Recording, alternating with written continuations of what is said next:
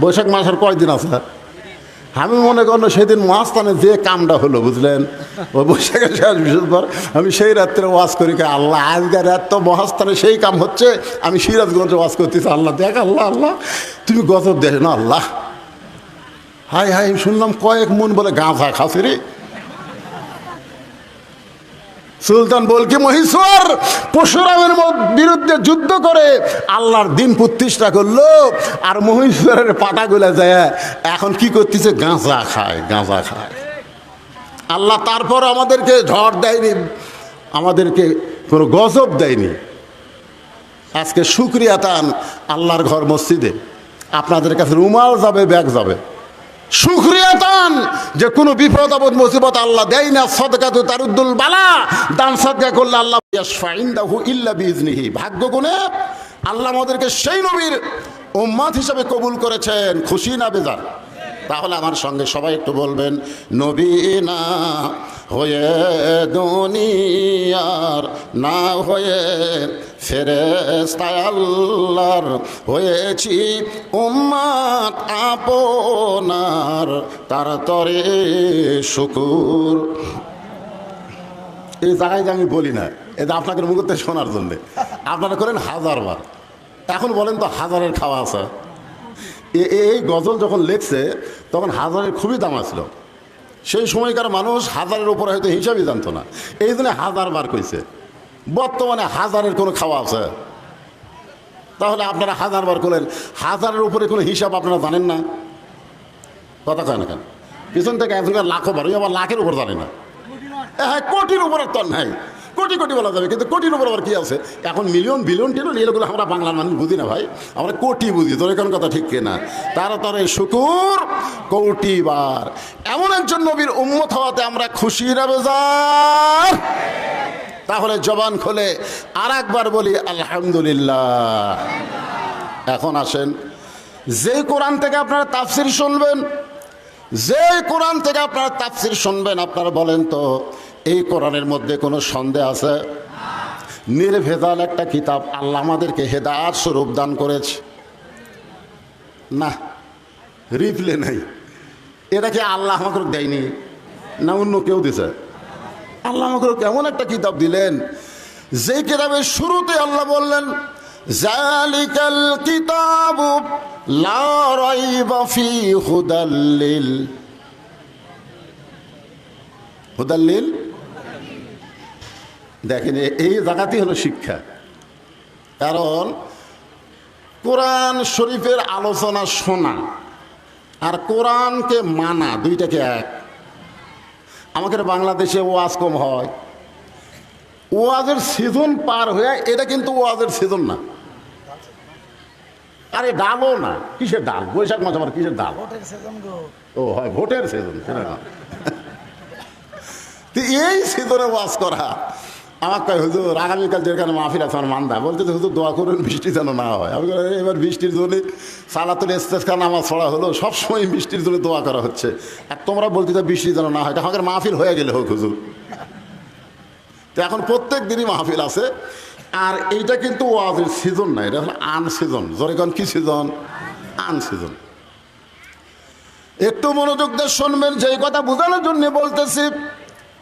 তারপরে এতগুলো মানুষ আমার সামনে বসে আপনারা শুনতে আইছেন, আল্লাহ বললেন শুধু শুনলে হবে না, সামিনা ওয়া তাআনা।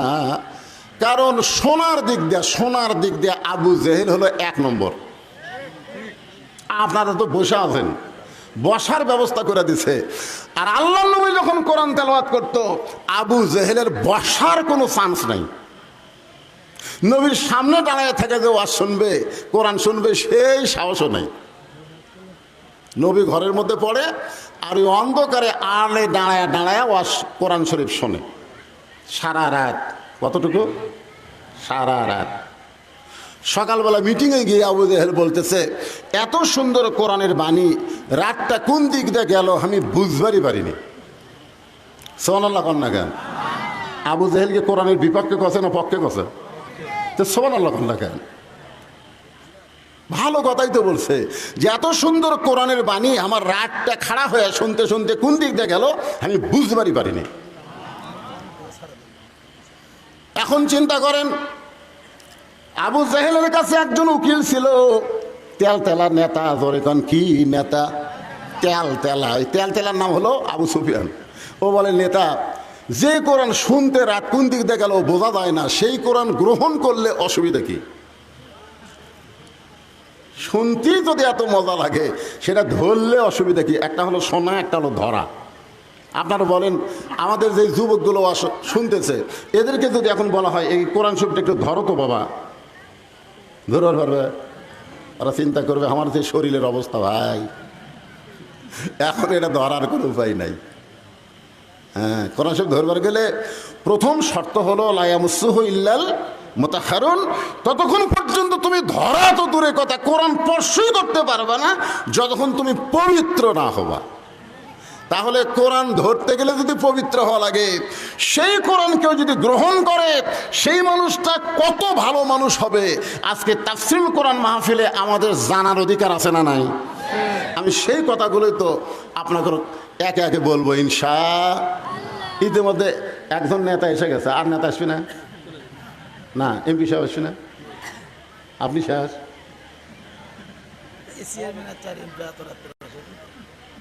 না, শুনলাম যে, আচ্ছা ঠিক। আপনারা ভোটের আগে অসুস্থ হন না পারে, কিন্তু ভোটের পরে অসুস্থ হন, এটাই সমস্যা আছে। না, আমি সময় দিলাম তো, আমার খুব মহব্বতের মানুষ।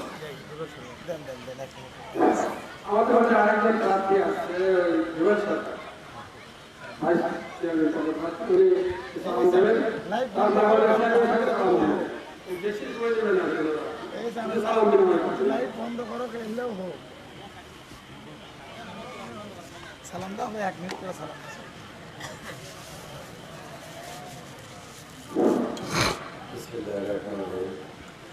মাঝিদের মধ্য করা যাবে ইসলামী ব্যবসার সম্মানিত সভাপতি, উপস্থিত প্রধান অতিথি, আপনাদের মাঝে যিনি কাজ করতেছেন অত্যন্ত আমাদের প্রিয় মানুষ, যার মাঝে আপনি অত্যন্ত সুন্দরভাবে সারিবদ্ধভাবে শুনতেছেন, এবং মাঝিরা ইউনিয়নের সর্বস্তরের আমার মুরব্বিগণ, সবার প্রতি আমার সালাম। আসসালামু আলাইকুম। কেমন আছেন আপনারা? আপনারা সবাই আমাকে চেনেন। আমার বাসা 4 নম্বর ওয়ার্ডে। আমার নাম মোহাম্মদ ফুলের সরকার। আমি শাহজাহানপুর উপজেলা পরিষদের ভাইস চেয়ারম্যান পদপ্রার্থী এবং প্রতিদ্বন্দ্বিতা করতে যাচ্ছি। আপনাদের কাছে একটি উদ্যত আহ্বান থাকবে, আমি এই মাঝিরা ইউনিয়নের সন্তান, তথা আপনারা জানেন 6 নম্বর আর 4 নম্বর ওয়ার্ড এটা আমাদের পাশাপাশি ওয়ার্ড। আজকের এই জালসাটা 6 নম্বর ওয়ার্ডে হচ্ছে, আর আমার বাসা 4 নম্বর ওয়ার্ডে। আমি আশা করব, আমি এই মাঝিরা ইউনিয়নে অনেক চলাফেরা করেছি, এখানেও আমার অত্যন্ত চলাফেরা। আমার চলাফেরার মধ্যে যদি কোনো ভুলভ্রান্তি হয়ে থাকে, আপনারা আমাকে ক্ষমা সুন্দর দৃষ্টিতে দেখবেন। তার সাথে এই শাহজাহানপুর উপজেলা পরিষদে যারা বর্তমান নির্বাচন করতেছে, তাদের সাথে আমাকে একটু যাচাই বাছাই করে দেখে আপনারা আপনাদের মূল্যবান ভোটকে দেবেন, কারণ ভোট অতি মূল্যবান। এরপরেও আমার একটা দাবি থাকবে, যেহেতু আমি মাঝিরা ইউনিয়নের একজন সন্তান আর এই ইউনিয়ন থেকে আমি ভোট করতেছি, সেই ক্ষেত্রে আপনাদের কাছে আমার একটা দাবি থাকবে না? তা যাই হোক, তারপরও আমি বলতেছি, কারণ আমি এই মাঝিরা ইউনিয়নবাসীর কাছে আমার এই 40 বছর জীবনে আমি কারোর সাথে তেমন কোনো খারাপ আচরণ করেছি এই রকমের কোনো নজির আমার মনে হয় নাই। কারণ আমি মাঝিরা স্কুলে লেখাপড়া করেছি, আমার বাবা সিএমএস ক্যান্টনে এখানে চাকরি করতো, আপনারা আমার সম্পর্কে সবকিছুই জানেন। আমি মাঝিরাতে 1 শতক জমিও দখল করিনি।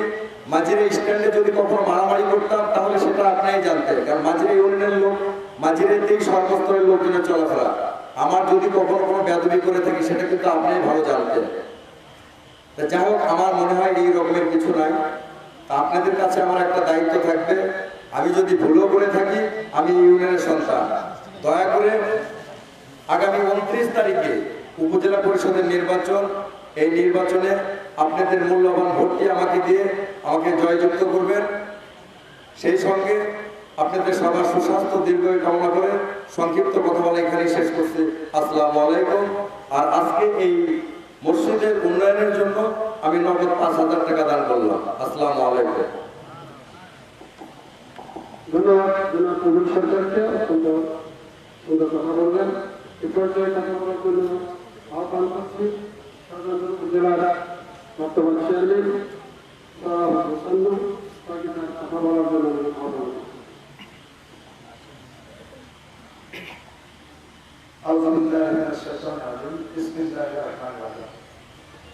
সমস্ত প্রশংসা আল্লাহর জন্য যে মহান আলামিন এই প্রচন্ড গরমের দিনেও কোরআনের মহব্বত আল্লাহ রাসূলের কানে এই কোরআনের মজলিসে আসার সুযোগ করে দিয়েছে।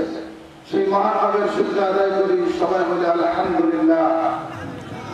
লক্ষ কোটি দরুদ বর্ষিত বিশ্ব মানবতার মুক্তির দূত সকল নবীদের নবী ইমামুল আম্বিয়া জনাবে মুহাম্মদুর রাসূলুল্লাহ সাল্লাল্লাহু আলাইহি ওয়াসাল্লাম আজকে মাজিরা মুত্তাফার মসজিদের উন্নয়ন কল্পে এই তাফসীরুল কোরআন মাহফিলের সম্মানিত প্রধান বক্তা দেশ গর্ব আলেম আলহাজ মাওলানা মুফতি বজলুর রশিদ মিয়া, মঞ্চে উপস্থিত আছেন 13 নম্বর ওয়ার্ডের সাবেক সফল কাউন্সিলর জনাব খুরশেদ আলম মতিন ভাই, উপস্থিত আছেন এই জালসার যিনি আমন্ত্রণ জানিয়েছেন মাত্র মসজিদের সভাপতি শ্রদ্ধেয় বড় ভাই আলহাজ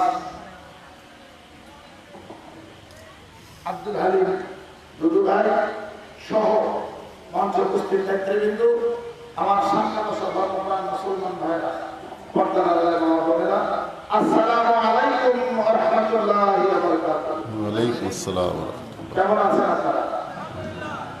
আলহামদুলিল্লাহ। শুকরিয়া সবাই করতে পারে না, যদি বলেন কেমন আছেন উত্তরটা টাকাটানি কোনো মতো চলাচল যাচ্ছে একটা, কিন্তু আমরা যে সুস্থ আছি এটাই বড় শুকরিয়া আলহামদুলিল্লাহ। আমিও ভালো আছি ভাই, আল্লাহ ভালো রাখছে এখন পর্যন্ত। এখন 29 তারিখ থেকে ভালো থাকবো কিনা আল্লাহ জানে, যে পরিমাণ সবুরের চোখ পড়ছে আল্লাহ আপনার যদি বাঁচিয়ে রাখে তাহলে আল্লাহ কাছে বড় শুকরিয়া। আমার বন্ধু রশিদ ভাই আল্লাহ রাসূলের যে বর্ণনা দিচ্ছিলেন, সে নবীর আমরা উম্মত, সে বড় নবী, যে শানওয়ালা মানওয়ালা মর্যাদাওয়ালা নবীর উম্মত আমরা। বলেন তো কেউ জন্মের আগে কোনো আবেদন আমরা করছি? আল্লাহ বিনা আবেদনে বিনা দরখাস্তে এমন বড় একজন নবীর উম্মত আমাদেরকে করেছে। সুবহানাল্লাহ। শুকরিয়া কা আল্লাহ। যদি কোনো গরু ছাগল পশু হিসেবে এই দুনিয়াতে আসতাম আমরা, তাহলে কি আমাদের এই রাসূলের উম্মত হওয়ার সুযোগ ছিল? তাহলে কেমন নবী, যে নবী কোন কওমের নবী নয়, কোন জাতির নবী নয়, ধর্মের নবী নয়, বর্ণের নবী নয়, দেশের নবী নয়, দুজাহানের নবী হিসেবে আল্লাহ পাক তাকে প্রেরণ করেছেন জনাবে মুহাম্মদ রাসূলুল্লাহ সাল্লাল্লাহু আলাইহি ওয়াসাল্লাম। সকল নবীদের নবী, যিনি দুনিয়াতে আসার পরে নবুয়তের দরজা আল্লাহ পাক বন্ধ করে দিয়েছেন। সে নবী উম্মত জান্নাতে প্রবেশ করার আগে অন্য কোন নবীর উম্মত জান্নাতে প্রবেশ করেছে? কত বড় শানওয়ালা মানওয়ালা নবীর উম্মত। যে নবী মদিনার সবুজ গম্বুজের নিচে ঘুমিয়ে না থেকে আল্লাহ পাক যাকে এই দুনিয়ার তার সকল উম্মতের জন্য দোয়া করার সুযোগ দান করেছে। এখানে অনেক হাজি মানুষ রয়েছে, আপনার কলিজা যত শক্তি হোক, আল্লাহ রাসূলের রওজার সামনে দিয়ে যখন সালাম দিয়ে পার হবে, কলিজাতে একটা প্রশান্তি আসে। যারা যারা গিয়েছেন আল্লাহ তাদেরকে কবুল করেছে। সেই রকম একজন বড় নবী, দামি নবী আমরাই সৌভাগ্যবান, যার কারণে দুনিয়াতে অপরাধ করার পর ডাইরেক্ট বিচার হয়।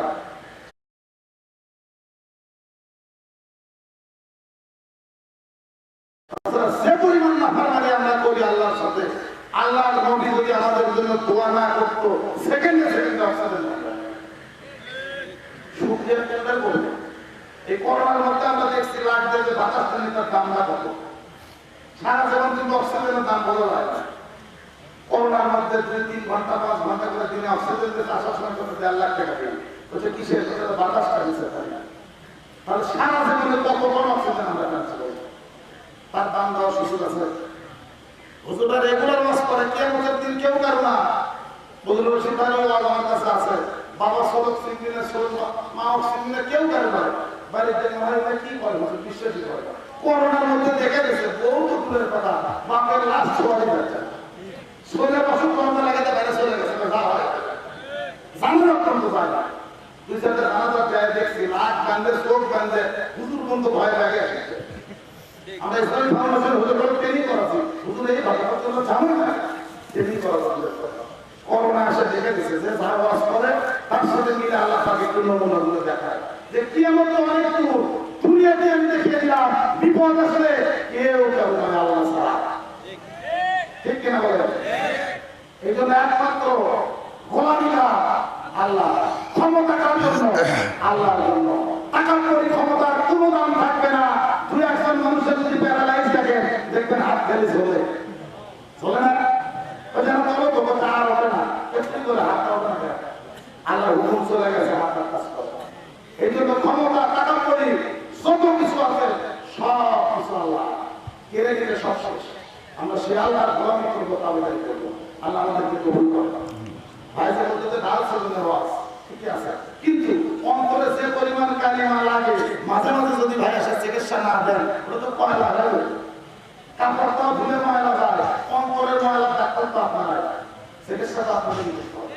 এই যে আজকে এসে শ্বাস তুলে যাচ্ছেন, কমপক্ষে 2 মাস আমাদের জলটা ভেতরে থাকবে। কি বলেন?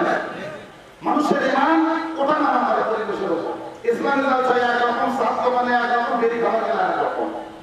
আর আল্লাহ রাসূলের ইমান ঊর্ধ্বমুখী ছিল, খালি বাড়ে। আর ফেরেশতাদের ইমান কি? স্থায়ী, লড়েও না, কমেও না, বাড়েও না। তাহলে আমাদের ইমান পরিবেশের উপর নির্ভর করে। যত বেশি ইমানি পরিবেশে আমরা যাবো, তত ইমান মজবুত হবে। আল্লাহ আমাদেরকে ইমান মজবুত করার তৌফিক দান করুন।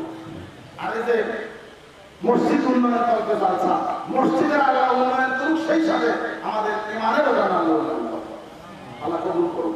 আমি আপনাদের কাছে দোয়া চাই, সহযোগিতা চাই। আগামী 29শে নির্বাচন, এই নির্বাচনে দল মত নির্বিশেষে সবার অংশগ্রহণের নির্বাচন। এটা কোনো দলীয় নির্বাচন নয়, সরকার পরিবর্তনের নির্বাচন নয়। এই নির্বাচন হচ্ছে স্থানীয় সরকার নির্বাচন। আপনারা যেমন যাবেন তেমন জনপ্রতিনিধি আপনাদের নির্বাচন হবে। যার সাথে তার মহব্বত, তার সাথে তার কি হবে, তার সাথে আপনি মহব্বত করবেন, সেটা আপনার ব্যাপার। আপনি যার করতে নির্বাচিত করবেন, সেই ব্যক্তি যদি কোনো অপরাধ করে তার দায়িত্ব আপনি, যদি ভালো করে তার সব। এখন বাসায় বাসায় করে যা ভালো লাগে তাকে কি করবো? গর্বের মধ্যে আল্লাহর ভয় তারা ইতিহাসে ওরা শোনা বসে ভোট কাটতে হলে সেটা বুঝবি না। 64টা ডিস্ট্রিক্টের লোক বসে আছে, ভাই ওটা জানি এমন একটা জায়গায় আপনি যাত্রা করতে আসছেন, 64টা ডিস্ট্রিক্টের মানুষের কাছে সবচেয়ে জ্ঞানবান, বুদ্ধিমান, সুশিক্ষিত লোকের বসবাস করেন ক্যান্টনমেন্টের পাশে।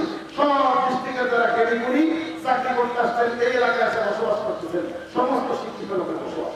আপনারা যাকে ভালো লাগবে চোখ কান খোলা রেখে নিজ দিলে যার প্রতি ভালোবাসা হবে তাকে একটা করবো। আমি কথা বাড়াবো না, সবার সুস্বাস্থ্য দীর্ঘায়ু কামনা করছি।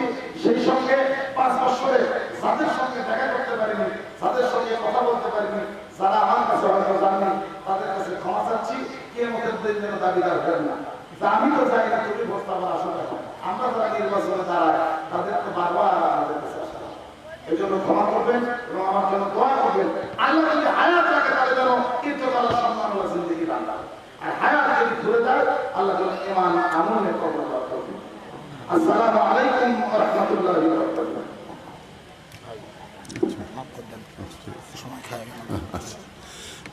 সবাই একটু জিকির করি, লা ইলাহা ইল্লাল্লাহ, লা ইলাহা। জবান খুলে আল্লাহ জিকির করতে শরম। আল্লাহ রাসূল বলেন, কোন ব্যক্তি সারা জীবন যদি পাপ করে আর মৃত্যুর সময় যে জিকিরটা আপনারা করতেছেন, এই জিকিরটা যদি জবানের মধ্যে জারি থাকে, শুধু জিকির জবানে জারি থাকার কারণে আল্লাহ তার জীবনের সব গুনাহ মাফ করে দিবে।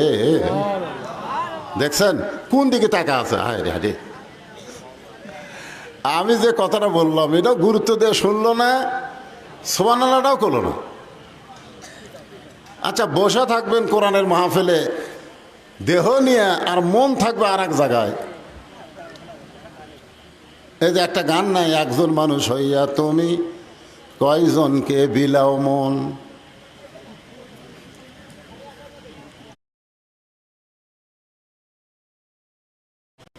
কি একটা গান, নতুন একটা গান নামেনি, একজন মানুষ হইয়া তুমি কয়জনকে দিবা মন। তা আপনি বসে আছেন দেহ নিয়ে মাহফিলে, মন আর একদিকে, এ পেঁচাল ফেলা কোনো কাম হবে? আগেকার দিনে দেখছেন টিউবওয়েলের তলে জগ কিংবা কলস দিয়ে মানুষ পানি ভরে আনতো আগে, দেখেন না আপনারা?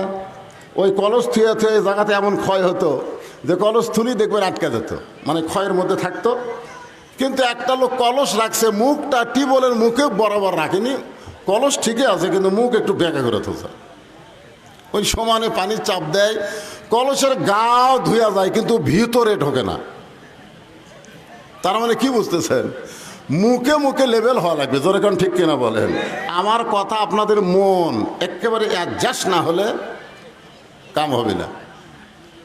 যারা পিছনে দাঁড়িয়ে আছেন ভাইজানেরা, আল্লাহর সোনার সানেরা, বসেন বসেন বসেন। হ্যাঁ, যুবকদের জন্য আজকে একেবারে একটা কমপ্লিট ওয়াজ হবে ইনশাল্লাহ। বসো যুবকেরা বসো। তাহলে যে কথা বলতে বলতে আমার সান্নু ভাই কথা শুরু করলেন, আমার সেই কথাটা হলো শুধু কোরআন শুনলে হবে না, আল্লাহর কোরআনকে কি করা লাগবে? গ্রহণ করা লাগবে। জোরে কোন কি করা লাগবে? আল্লাহর কোরআনকে যদি আমরা গ্রহণ করতে পারি তাহলে আমরা কেমন মানুষ হব? যত বড়ই মাস্তান হই, যত খারাপই হই না কেন, কোরআন গ্রহণ করার আগে কিন্তু কোরআন গ্রহণ করার পরে আর কেউ খারাপ থাকে নাই। আবু জেহেল শুনিছে, গ্রহণ করেনি, এই দিন এই শালা ভালো হয়নি। জোরে খান কথা ঠিক কিনা? শুনিছে। এখন আপনারা কি আবু জেহেলের মধ্যে খালি শুনবেন? ওমর ফারুক শুধু কোরআন শুনে নাই, কোরআনকে গ্রহণ করার কারণে আবু জেহেলের চাইতো খারাপ মানুষ ছিল হযরত ওমর। আবু জেহেল নবীকে হত্যা করার জন্য কোনোদিন নাঙ্গা তরবারি নেয়নি, নবীকে মারার পরিকল্পনা করেছে কিন্তু ডাইরেক্ট মারার জন্য অস্ত্র হাতত লাইনি। আর উমর ফারুক ডাইরেক্ট মারার জন্য তরবারি হাতত দিয়েছে। কতক্ষণ ঠিক কিনা? তাহলে আবু জেহেল চোরের মতন কোরআন শুনে আর পরিবর্তন হলো না, আর ওমর ফারুক নবীকে মারতে গিয়া আল্লাহর কোরআন শুধু শোনে নাই, কোরআনকে গ্রহণ করার কারণে এমন পরিবর্তন হয়ে গেল, সবচাইতে খারাপ মানুষটা সবচাইতে ভালো হয়ে গেল। জোরে করে কথা কন না কেন? যে কোরআন থেকে আপনারা তাফসীর শুনবেন, এ কোরআনের 23টা আয়াত। কয়টা আয়াত? 23টা আয়াত আল্লাহ হযরত উমরের শানে নাজিল করছে। হযরত ওমর একসময় অর্ধ পৃথিবীর খলিফা হয়ে গেলেন। এই যে আপনাদের উপজেলার খলিফা, আবার সামনে নির্বাচন, আবার খলিফা হবার চাই। খলিফা মানে আপনারা আরবিতে বুঝতেছেন না, চেয়ারম্যান। সান্নু ভাই ঠিক কিনা বলেন? আবার চেয়ারম্যান হওয়ার জন্যে আবার আমাদের বাংলাদেশে 5 বছর পর পর ভোট হয়। জোরে কোন কি হয়? এখন আপনারা দিবার পারেন কি না পারেন সেটা আপনাদের ব্যাপার, হয়তো হয় কি না হয়। ওগুলো কোনো আলোচনা আমি করবো না, এগুলো আলোচনা করলে সাধারণপুর আবার নিষিদ্ধ হয়ে যাবো, দরকার নেই। খালি তেল আওয়াজ করে যাবো আল্লাহর কোরআনের উপর। কি ভাই, এই শুনতে আপত্তি আছে? হ্যাঁ, আল্লাহর কোরআনের কথা শুনতে কোনো আপত্তি আছে? তাহলে যেই মানুষটা সবচাইতে খারাপ মানুষ ছিলেন, সেই মানুষটা সবচাইতে ভালো মানুষ হলেন কোরআন শুনে না কোরআন গ্রহণ করে? এখন আপনারা বলেন কোরআন শুনবেন না কোরআন গ্রহণ করবেন? আল্লাহ তাআলা এই কোরআনের কারণে হযরত ওমরকে বাংলাদেশের মতন 96টা দেশের চেয়ারম্যান বানায়া দিছে। বাংলাদেশের মতন কয়টা? একটা উপজেলা, সাধারণপুর উপজেলা। বাংলাদেশের মতন 96টা দেশের চেয়ারম্যান আল্লাহ হযরত ওমরকে বানাই দিলেন শুধুমাত্র কোরআনকে গ্রহণ করার কারণে। জোরে কেন সুবহানাল্লাহ। এখন বাংলাদেশের মতন 96টা দেশের চেয়ারম্যান হয়ে হযরত ওমরের অহংকার কেমন, ফুটানি কেমন, মাস্তানি কেমন। আপনাকে ইউনিয়নের চেয়ারম্যানেরই যে মাস্তানি, জোরে কোন কথা ঠিক কিনা? এখন হযরত ওমর বাংলাদেশের মতন 96টা দেশের চেয়ারম্যান হওয়ার পরে আল্লাহর কোরআনকে গ্রহণ করার কারণে তার চরিত্রটা কেমন হলো একটা দৃষ্টান্ত দিলি আপনারা বুঝতে পারবেন। জুমার দিনে হযরত ওমর যখন মসজিদের মেম্বরে দাঁড়ায় খুতবা দিচ্ছেন, আরবিতে বলা হয় খুতবা, বাংলাতে বলা হয় ভাষণ। হযরত ওমর যখন মসজিদের মেম্বরে দাঁড়ায় খুতবা দিচ্ছেন, এমন সময় একজন সাহাবী মাঝখান থেকে দাঁড়িয়ে বলে, আমিরুল মুমিনিন, আপনার খুতবা শুনবো না। আপনার খুতবা শুনবো না। চিন্তা করছেন কয়টা দেশের? বাংলাদেশের মতো কয়টা? 96টা দেশের খলিফা, তাই ভাষণ দিচ্ছে। মাঝখান থেকে একজন দাঁড়ায় বলতেছে, আপনার খুতবা শুনবো না। আজকে যদি কেউ আপনারা বলতেন যে আমাকে প্রধান বক্তা ওয়াজ করতেছে, সে ওয়াজ বন্ধ করে তে সান্নু ভাই তোমার ওয়াজ আমরা শুনবো না, এ কথা যদি কেউ আপনারা বলতেন,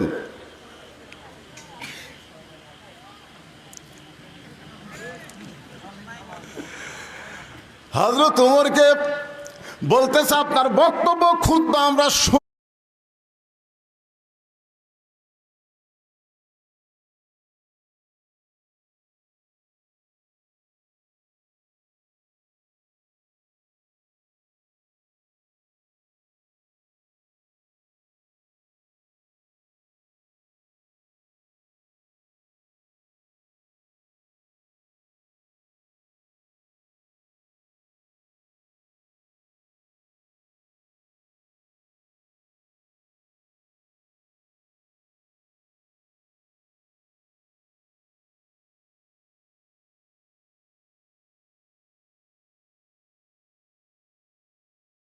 শুনবো না। সঙ্গে সঙ্গে হযরত ওমর খুতবা বন্ধ করে দেয়। শুনবেন না? সাহাবী বলতে দরকার কি?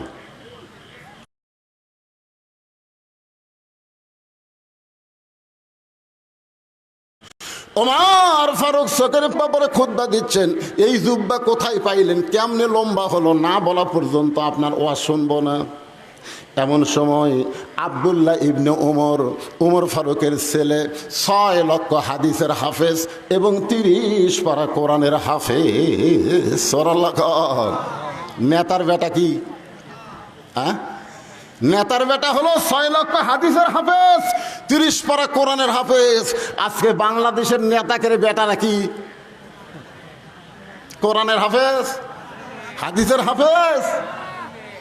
হায় হায়, আজকে নেতার বেটারা কোরআনের হাফেজ, হাদিসের হাফেজ না হওয়ার কারণে আমাদের মতন সাধারণ গরিব মানুষের ছেলেরা যখন আলেম হয়ে বক্তব্য দিবার যায়, তখন অনেক নেতারাই টুটি চাপা ধরবার চায়। তোর কোন কথা ঠিক না? কারণ আমাদের বাদশা ছাড়া তো নেতা নয়, আমরা গরিবের সন্তান, ফেতরা খেয়া মৌলবি হসি। আর আমাদের নেতাগুলা সব বেটা ব্যারিস্টার হচ্ছে, ডাক্তার হচ্ছে, ইঞ্জিনিয়ার হচ্ছে। আপনি বলেন তো, ডাক্তার, ইঞ্জিনিয়ার, ব্যারিস্টার খারাপ না? খারাপ না।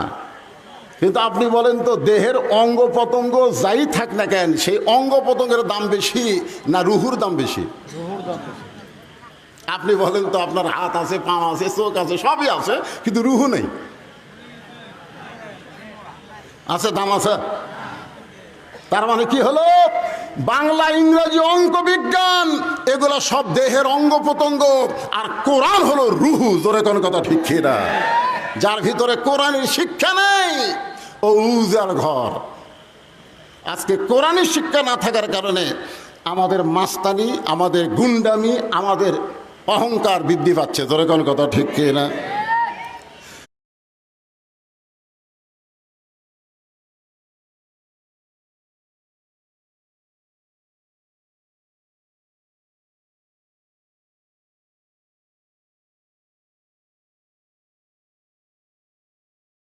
6 লক্ষ হাদিসের হাফেজ, 30 পারা কোরআনের। খাটো পাঞ্জাবি হলেও তো নতুন কাপড় পরে নামাজ পড়বার আইছো, কিন্তু আমার পরনে দেখো নতুন কোনো কাপড় নাই। নতুন কাপড় পরেছে আর তুমি পুরাতন কাপড় পরলা কেন?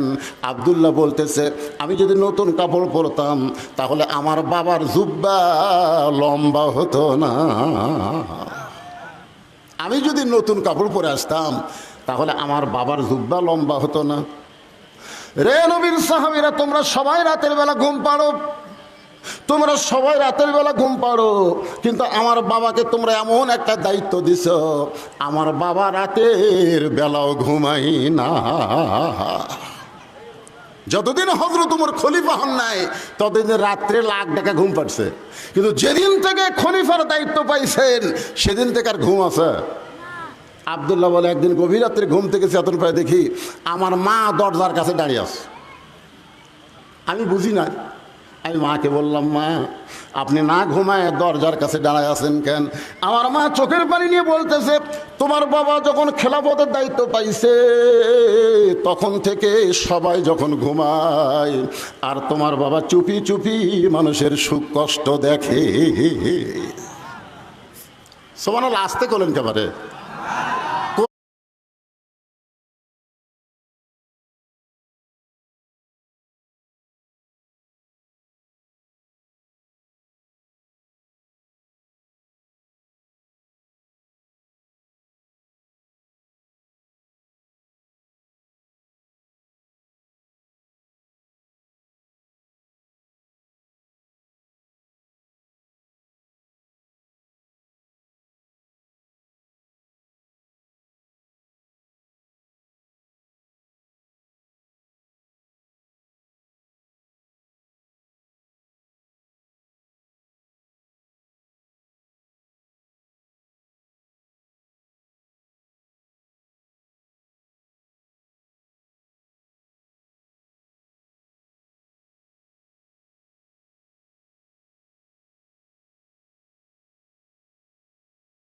কোরআন গ্রহণ করলে নেতার চরিত্র কেমন হবে আর না করলে কেমন, দেখার মতন। হায় হায়, মসজিদ দেখার জন্য কথা কন না কেন? তো বর্তমান প্রধানমন্ত্রী মসজিদ বানাবার পরে নামাজ কায়েমের বিল পাস করবার পারে না, এতক্ষণ পারে কি পারে না? করে না কেন? আজকে যদি নামাজ কায়েমের বিল পাস হতো বাংলাদেশে, তাহলে আমাদের যুবকের হাতে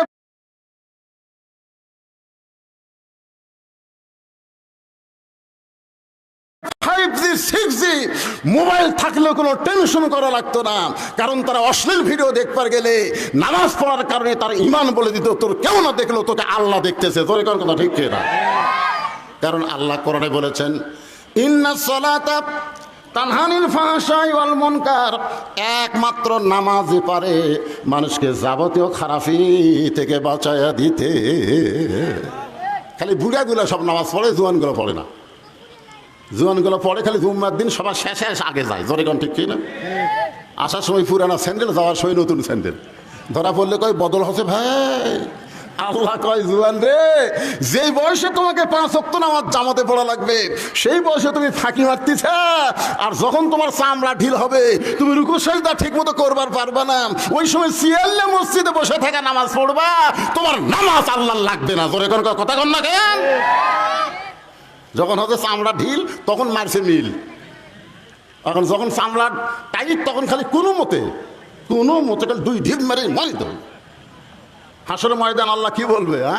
আল্লাহ বলবে, তোমার শৈশবকালের কোনো হিসাব দেওয়া লাগবে না, তোমার বুড়াকালের কোনো হিসাব দেওয়া লাগবে না, খালি যৌবনকালের হিসাব দিয়ে জান্নাত যাও। এই যুবক, এই যৌবনকালে কয় ওয়াক্ত পড়িচ্ছা? একটু মনোযোগ দিয়ে শুনবেন। আব্দুল্লাহ বলতেছে, আমি আমার মাকে বললাম, মা আমার বাবা তাহলে কোথায় গেছে? বলে রাতের অন্ধকারে প্রতিদিন বের হয়ে যায়। বলে আপনি দরজায় দাঁড়িয়ে আছেন কেন? মা বলতেছে, আমি দরজায় দাঁড়িয়ে থেকে আল্লাহর কাছে দোয়া করি, আল্লাহ যেন তোমার বাবাকে আবার সুস্বাস্থ্যভাবে ফিরায় নিয়ে আসে। সুবহানাল্লাহ। খালি নেতার কষ্ট নয়, নেতার বইয়েরও কষ্ট। নেতা ঘুরতেছে আর বউ নাক থেকে ঘুম পাড়তেছে। আমরা বক্তার আওয়াজ করি আর আমার বউ ডাক না দিলে উঠতে পারে না, আগেই মোবাইল করি, 2-3 বার কল বেজাও ধরে না। তবে আল্লাহর কি শান, 25শে ডিসেম্বর আমার মা মারা গেছে। 23 সালে 25 ডিসেম্বর মা মারা গেছে। আমি যতদিন ওয়াজ করে মা যে ঘরে ঘুমাই ওই ঘরে জানলা দিয়ে গেছি, খালি আমার জুতার শব্দেই মা বলে, বাবা আমি চেতন আছি। কিন্তু সেই দরদের মা বিদায় নিছে। আপনাদের যাদের মা নাই তারা বুঝতেছেন। এখন আমার মাও নেই, বাপও নেই, এই দুনিয়াতে আর দয়া করার মতন কেউ নেই। আছে যেরকম আছে, শ্বশুর আছে, টাটকা শ্বশুর আছে, শাশুড়ি আছে। বাবা যতদিন তার মেয়েকে আমি ভালোবাসবো ততক্ষণ আর আমার দয়া করবে। তোর এখানে কথা ঠিক কিনা? আমার বউ যদি একদিন কয় আপনার জামাই ঠিক মতো দেখতে পারে না, তখন তার শ্বশুর শাশুড়ি আমার পছন্দ করবি? এই শালা হুজুরের কি লুচ্চা রে। আরে বাবার মতন আপন বন্ধু নাই রে দুনিয়ায়, মায়ের মতন আপন কেহ নাই রে দুনিয়ায়, মা জননী নাই রে যাহার এই দুনিয়ায় তাহার কেহ নাই। এ গানটা গাইলে গুনাহ হবে না? সবাই বলেন, মায়ের মতন আপন কেহ নাই রে দুনিয়ায়। ওমর ফারুক রাতের অন্ধকারে ঘুরতেছে, ঘুরতে ঘুরতে হঠাৎ দেখতে পাই মদিনার মরুভূমির মধ্যে তাঁবু টাঙ্গানো হয়েছে। ওই তাঁবুর মধ্যে দুইটা বাচ্চা ক্ষুধার জ্বালায় মা মা বলে কাঁদতেছে, আর মা খালি বলতেছে একটু ধৈর্য ধরো, গোস্ত সিদ্ধ হলেই তোমাদের খাবার দেব। ওমর ফারুক চিন্তায় পড়ে গেলেন। এই মরুভূমির মধ্যে মেয়ের কণ্ঠে শোনা যায় দুইটা বাচ্চা মা মা বলে কাঁদতেছে। ওমর ফারুক যেদিন থেকে খলিফার দায়িত্ব পাইছে সেদিন থেকে ঘোষণা করেছে, ফোরাতের কিনারায় যদি একটা কুত্তা না খায় মরে, এ কারণেও আল্লাহ ওমরকে ছাড় দিবে না। দায়িত্ব আছে না নাই? জোরে কেন আছে না নাই? এখন আমরা অনেকে ইচ্ছা করে এরকম দায়িত্ব নিবার চাই। ভাই রে, দায়িত্ব খালি নিতে হবে না, দায়িত্ব পালন করা লাগবে। জোরে কোন ঠিক কিনা? ওমর ফারুক তাঁবুর কাছে গিয়ে বললেন, মা তুমি কেমন মা? দুম্বার গোস্ত সিদ্ধ করলে বড় জোর 8 ঘন্টা লাগতে পারে, উটের গোস্ত সিদ্ধ করলে বড় জোর 1 ঘন্টা লাগতে পারে। এত গভীর রাত হয়ে গেছে, এখন পর্যন্ত তোমার গোস্ত সিদ্ধ হয় না, তোমার বাচ্চারা ক্ষুধার জ্বালায় কান্দে, তুমি কেন বাচ্চাদের খাবার দাও না? মেয়েটা বলে, পথিক আমার বাড়ি হলো ইয়ামিন দেশে। ওমর ফারুককে বলে, পথিক এই গভীর রাত্রে যখন তুমি এমন কথা বলতেছ, তাহলে শোনো, আমার বাড়ি হলো ইয়ামিন দেশে। আমি মদিনায় আইছি খলিফা ওমরের কাছে। বিকেলবেলা আমার এতিম সন্তানকে ওমরের কাছে যাব, কিন্তু এত মানুষের ভিড়, আমি ওমরের কাছে যাবার পারি নাই। রাতের বেলা একটা তাঁবু টাঙ্গায়া আজকে রাতটা কোনো মতো পাড়ি দিয়ে সকালবেলা ওমরের দরবারে যাওয়ার চাই, কিন্তু আমার দুইটা সন্তান ক্ষুধার জ্বালায় এখানে মা মা বলে কান্দে। আমি ওদের সান্ত্বনা দেওয়ার জন্য পাতিলের মধ্যে পানি আর পাথর দিয়া নিচে আগুন জ্বালায় বলতেছি, বাবা গোস্ত সিদ্ধ হলেই তোমাদের খাবার দেব। আমি মনে করেছিলাম এই সান্ত্বনা কথা শুনে এক সময় আমার বাচ্চারা ঘুমায়া যাবে, কিন্তু আমার বাচ্চাদের পেটে এত ক্ষুধারে পথিক, আমার বাচ্চারা খালি কাঁদতেছে। আমার পাতিলে কোনো গোস্ত নাই, পাথর কি কোনোদিন সিদ্ধ করা যায়? সঙ্গে সঙ্গে ওমর ফারুক বললেন, মা তুমি একটু ধৈর্য ধরো মা। এক দৌড়ে বাইতুল মালের দরজায় গিয়ে বললেন, আসলাম 1 বস্তা খাদ্য আমার মাথায় উঠে দে। আসলাম বলতেছে, আমিরুল মুমিনিন, আপনি হলেন খলিফা, আমি হলাম চাকর, বস্তা নিয়ে কোথায় যাওয়া লাগবে আমারে বলেন। ওমর ফারুক বলে, আসলাম রে, একজন পাপের বোঝা আর একজন কেউ মাথায় নেবে না, দিয়ে তাড়াতাড়ি মাথায় উঠে দে। আসলাম যখন খাবারের বস্তা ওমরের মাথায় উঠে দেয়, ওমর ফারুক বস্তা মাথায় নিয়ে এত জোরে দৌড় মারে। আসলাম বলতেছি, আমিরুল মুমিনিন, ওজনের বস্তা নিয়ে দৌড়াইলে আপনি পড়ে গিয়ে আপনার কষ্ট হবে। ওমর ফারুক বলে, আসলাম রে, সময় মতো যদি যাবার না পারি তাহলে জাহান্নামের আগুনে ওমরকে পড়তে হবে। এক দৌড়ে তাঁবুর কাছে গিয়ে বললেন, মা বস্তার খাবার থেকে রুটি আর হালুয়া তৈরি করো। মা রুটি হালুয়া তৈরি করে যখন ওমরের হাতে দেয়, ওমর ফারুক দুইটা সন্তানকে 2 উরাতের উপরে বসায়া রুটি হালুয়া যখন মুখে দেয়, বাচ্চাগুলো বারবার ওমরের মুখের দিকে ফেল ফেল করে তাকায়। ওমরের চোখটা দর দর করে পানি পড়ে, দুইটা বাচ্চা চোখের পানি মুছে দে বলে, কে গো এই গভীর রাত্রে আমাদেরকে খাওয়ানোর পর এমন করে কাঁদতেছ? ওমর ফারুক বলে, আল্লাহ আল্লাহ, জাহান্নামের আগুন থেকে আমাকে বাঁচায়া দাও। মেয়েটা বলে, পথিক আমি ভালো মানুষের নাম শুনেছি, ভালো মানুষের গল্প শুনেছি, জীবনে কোনোদিন দেখি নাই, আজকে তোমাকে ভালো মানুষ দেখলাম। আল্লাহ ওমরকে না বানায় খলিফা, তোমার যদি খলিফা বানাইতো মদিনা আল্লাহর জান্নাত হয়ে যেত। আব্দুল্লাহ বলতেছে, রে নবীর সাহাবীরা, তোমরা যখন সবাই ঘুমাও তখন আমার বাবা চুপি চুপি গভীর রাত্রে আমার দরজার কাছে গিয়ে বলতেছে, আব্দুল্লাহ আব্দুল্লাহ আব্দুল্লাহ। 3 বার ডাক দেওয়ার পরে আমি চমকে গেলাম। গভীর রাত্রে বাবা আমার দরজায় ডাকতেছে, কারণ কি? দরজা খুলে তাকায় দেখি বাবার হাতে একটা কাপড়। আমি খুশি হয়ে বললাম, বাবা, নেতার বেটা হওয়ার মধ্যে লাভ আছে। নেতার বেটা হওয়ার মধ্যে কি আছে? বাইতুল মাল থেকে আমার একটা কাপড় দিছে, আবার রাত্রিবেলা আমাকে আর একটা দিবে রাখছেন। কি কর, নেতার বেটার একটা মোশন আছে না নাই? কথা কর না কেন? আগে সাইকেল চালাতো, এখন R15 চলায়, মোশন নাই। বাইতুল মাল থেকে আমার একটা কাপড় দিছে, আবার গভীর রাত্রে আমাকে আর একটা দিবার আইছেন। সঙ্গে সঙ্গে ওমর ফারুক আল্লাহর কোরআন থেকে তেলাওয়াত করলেন, ইন্নাল্লাহা ইয়ামুরুকুম আন তুআদ্দুল আমানাতি ইলা আহলিহা ওয়া ইযা হাকামতুম বাইনান নাস আন তাহকুমু বিল আদল। আল্লাহু আকবার কর না খের। আমি কার আয়াত করলাম? এই কার আয়াত? কোরআনের আয়াত। আল্লাহ কি বলতেছেন? ইন্নামাল মুমিনুনা আল্লাযীনা ইযা যুকিরাল্লাহু ওয়াজিলাত কুলুবুহুম ওয়া ইযা তুলিয়াত আলাইহিম আয়াতুহু যাদাতুহুম ঈমানাও ওয়া আলা রাব্বিহিম ইয়াতাওয়াক্কালুন। আচ্ছা, মাইকের সাউন্ড কি আপনারা ঠিক মতো শুনতে পাচ্ছেন?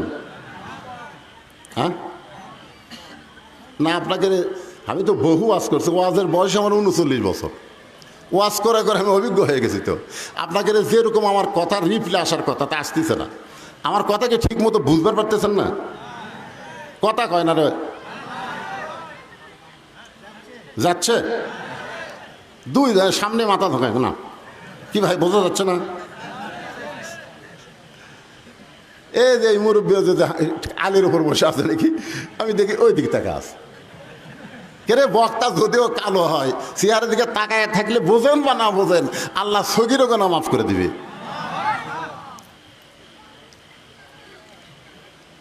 কি গুরুত্বপূর্ণ কথা আয়াত করলাম। 6 বছর ধরে আম বাগানে চাষ করছে। জ্যৈষ্ঠী মাসে দেখবার গেছে আম পাকছে কিনা, যা দেখে গাছের ডালে বসে ছোট্ট একটা বাচ্চা আম পাড়তেছে আর ব্যাগের মধ্যে তুলতেছে। বাগানের মালিক কয়, কে রে, আমি খাইনি, পরিবারের কেউ খায়নি, আর তুই আমার গাছে ছেড়ে আম পাড়তেছিস, তোর বাপক যা বিচার দে মোরে। ছেলে খালি মুচকে মুচকে হাসে। বাগানের মালিক বলে, হাসিস কেন? বলে, হাসার কারণ হলো আমার বাবা কোথায় খুঁজবার যাবেন, আমার বাবাও আর এক গাছের চড়িছে। টাকা দেখে আমার বাপ খালি আম পাড়ে আর বস্তা ভরায়। গাছের নিচে বসে কান্দের, বলে, আল্লাহ বিচার দিমু কার কাছে? বেটাও চোর, বাপও চোর। আজকে আমাদের বাংলাদেশের অবস্থা কি হয়ে গেছে? বিচার দিবেন কার কাছে? সবাই চোর। জোরে কোন কথা ঠিক না? সব টাকা বিদেশে চলে যাচ্ছে, আর জিনিসপত্রের দাম দিন দিন যে হারে বাড়তিছে, কথা কলি ধরে এলে যাবি। জোরে কোন কথা ঠিক কিনা? বিচার দিমু কার কাছে ভাই? কান্দার কয়, তোর বিচার আল্লাহ করবি রে। আল্লাহ কয়, তারা তোক দুনিয়াত কি জন্য পাঠাতি রে? অন্যায়ের প্রতিবাদ করার জন্য পাঠানো হয়েছে। কুনতুম খায়রা উম্মাতান উখরিজাত লিন-নাস তা'মুরুনা বিল মারুফি ওয়া তানহাউনা আনিল মুনকার। তোমরাই হলো শ্রেষ্ঠ জাত, শ্রেষ্ঠ উম্মত, যারা হক পথে মানুষকে আদেশ করবে, দাওয়াত দিবে, আর বাতিলের বিরুদ্ধে জিহাদ করবে। জোরে কোন কথা ঠিক কথা কম না? সবই যদি আল্লাহ করে, তাহলে ফিলিস্তিন মুসলমান বাইতুল আকসার জন্য জীবন দিচ্ছে কেন? কথা কন। মসজিদ রক্ষা করার জন্য জীবন দিচ্ছে, আর আমাকে মসজিদে বুড়া নামাজ পড়ে, আর আলিয়া বেটা নামাজ পড়ে না, তাকে একদিন জিহাদের সুরে জোর করে নামাজের কথা কয় না। জোরে কোন কথা ঠিক কথা কন না কেন? ওরা মসজিদ রক্ষা করবি, ইহুদি যেন দখল না করে জীবন দিচ্ছে, আর বুড়া নামাজ পড়তেছে, আর আলিয়া খালি ঘুরে বেড়ায়। আর এক নামাজের কথা বলার কথা কোরআনে আছে না নাই? জোরে কোন আছে না নাই? জিহাদের সুরে বলা লাগবে। এই কি না না না, বেটাকে এরকম বলা লাগবে কি? আমি বাপ নামাজ পড়ি, তুই নামাজ পড়িস না? ফজর নামাজ থেকে যদি নামাজ না ধরিস, আমার বাড়ির তোর জায়গা হবি না। আমি কষ্ট করে কামাই করি, থালি থালি খাস, আর আইয়ার মতন ঘুরে বেড়াস। আল্লাহ নবী বলেছেন কথা দিয়ে যদি না হয় ওর পাশার কাপড় খুলে চাবুক মারাবো শালা, নামাজ পড়িস না। করছেন কোনোদিন? করছেন? যে ভারত আমাকে বাবরি মসজিদ ভাঙ্গা দিল, 400 বছরের পুরাতন মসজিদ ভাঙ্গা ওই জায়গাটা রাম মন্দির বানালো ভারত। আপনারা বলেন তো ভারতে কি মসজিদ বানানোর মন্দির বানানোর জায়গা নেই? কতক্ষণ আছে না নাই? তাহলে বাবরি মসজিদ ভাঙ্গা ওই জায়গাতে মন্দির বানালো, তার মানে ভারত কি বুঝালো? ভারত আমাদের শত্রু না বন্ধু? জোরে কোন শত্রু না বন্ধু? তাহলে সেই ভারতের স্টার জলসা জি বাংলা আপনার বউ দেখে, আপনার করার কিছুই নাই।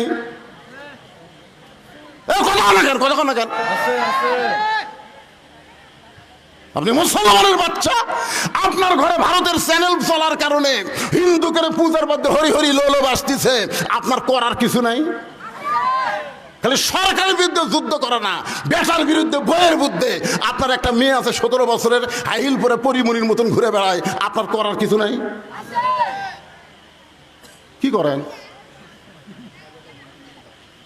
আপনার মেয়েকে কোনোদিন বলেছেন যে মা, আল্লাহ নবী বললেন ফাতেমা তুমি নবীর মেয়ে হওয়ার কারণে আল্লাহ তোমাকে জান্নাত দিবে, এইটা কখনো মনে করো না মা। জান্নাতে যদি যাবার চাও তাহলে জান্নাতের আমল করে তোমাকে জান্নাতে যেতে হবে। ফাতেমা বলতেছে বাবা আমি মনে করেছিলাম আপনি আল্লাহর বিশ্ব নবী, আর আপনার মেয়ে হওয়ার কারণে আল্লাহ হয়তো আলাদা একটা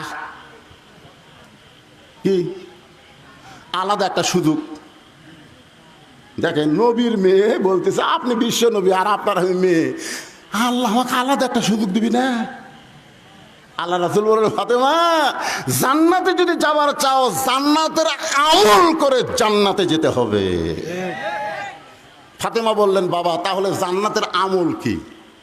আল্লাহ রাসূল বললেন নামাজ, রোজা, বিয়ে হলে স্বামীর কথা মতো চলা, আর সতীত্বের হেফাজত, পর্দা করা। ফাতেমা নামাজ সবসময় পড়া লাগবে না, 24 ঘন্টায় 5 বার পড়লে হবে। রোজা সবসময় করা লাগবে না, সারা বছরে 1 মাস রোজা থাকলে হবে। স্বামীর খেদমত সবসময় করা লাগবে না, বিয়ে হওয়ার পরে স্বামীর খেদমত করা লাগবে। বিয়ের আগে কোনো খেদমত নাই, জোরে কোন কথা ঠিক কি না? আর আমাদের শালাশালিগুলো পার করতে যায় বিয়ের আগে 14 ফেব্রুয়ারি পালন করে, জোরে কোন কথা ঠিক কি না? আর সতীত্বের হেফাজত, পর্দা, ফাতেমা এইটার কোনো সময় নাই, এটা সব সময় আমল করা লাগবে। ও ফাতেমা তুমি যদি পর্দা নিশি হতে পারো বাকি 3টা আমল আল্লাহ তোমার জন্য সহজ করে দিবে।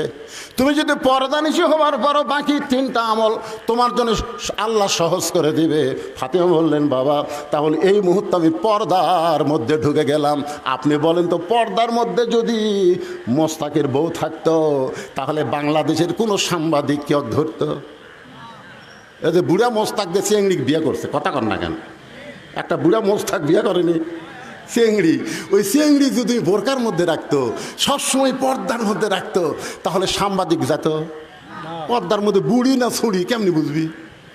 কিন্তু শালা বুড়া বয়সে বিয়ে করছে, আবার বেয়া পর্দা করিলে ঘুরতেছে, ধরা খাচ্ছে, জোরে কথা কর না কেন?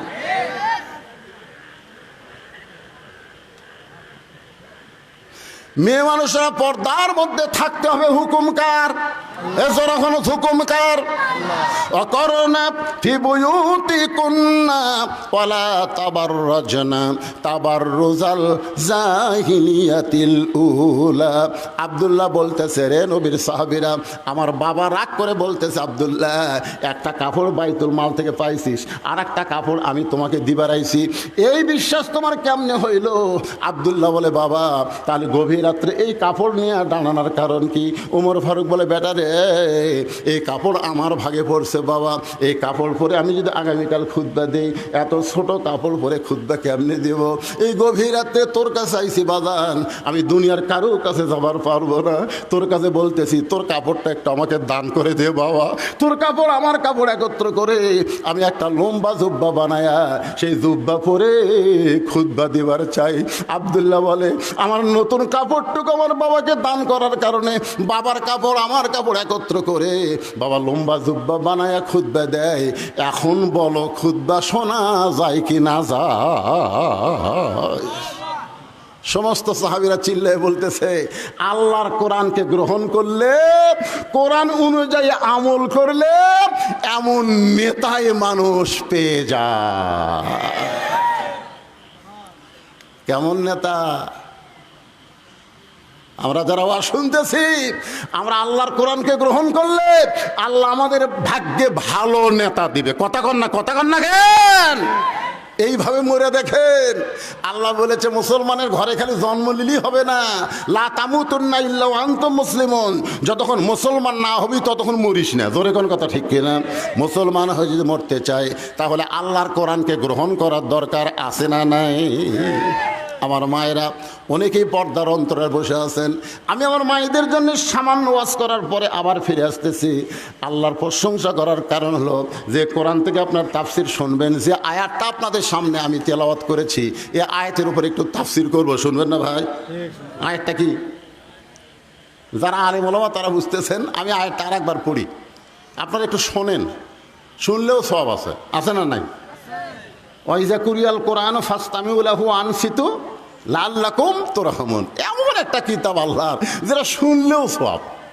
চুপ থেকে যদি আপনারা শোনেন যে কি বলতেছে, ইন্নামাল মুমিনুনা আল্লাযীনা ইযা যুকিরাল্লাহু ওয়াজিলাত কুলুবুহুম ওয়া ইযা তুলিয়াত আলাইহিম আয়াতুহু জাদাতুহুম ঈমানাও ওয়া আলা রাব্বিহিম ইয়াতাওয়াক্কালুন।